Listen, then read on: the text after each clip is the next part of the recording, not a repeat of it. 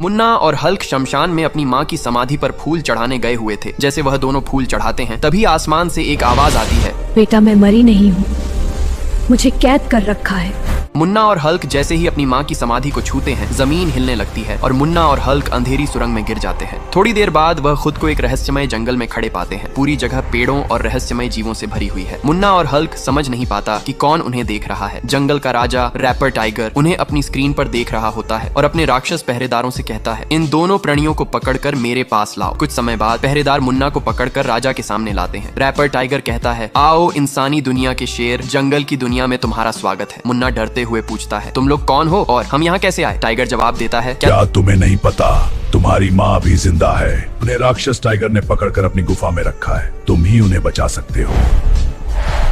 राजा मुन्ना और हल्क को टाइगर का स्थान बताता है और एक उड़ने वाली जंगल बाइक देता है। मुन्ना और हल्क बाइक पर बैठकर टाइगर के इलाके की तरफ उड़ते हैं। ऊपर से वह देखते हैं कि जंगल बहुत खतरनाक है। चारों तरफ घने पेड़ और बीच में टाइगर की गुफा। मुन्ना और हल्क नीचे उतरते हैं और गुफा में जाते हैं। टाइगर किसी जानवर की हड्डी चबा रहा होता है। मुन्ना चिल्लाता है, टाइगर हमारी माँ को छोड़, नहीं तो अंजाम बुरा होगा।